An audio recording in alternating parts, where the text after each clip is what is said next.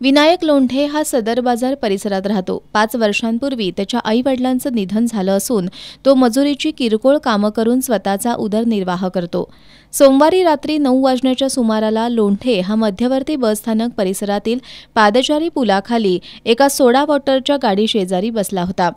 या ठिकाणी संशयित लखन तमाम उर्फ समीर मनेर हा दारू पिण्यासाठी आला। त्यानं विनायक लोंढे याला शेजारच्या सोडा वॉटरच्या गाडीवरून दारू पिण्यासाठी पाणी आणण्यास सांगितलं। मात्र लोंढे यानं पाणी आणून देण्यास नकार दिला। याच रागातून मनेर यानं सोड्याच्या बाटल्यांचा क्रेट लोंढे यांच्या डोक्यात घातला। लोंढे जमिनीवर कोसळल्यानंतर मनेर यानं लोंढे याला लाथाबुक्क्यांनी प्रचंड मारहाण केली।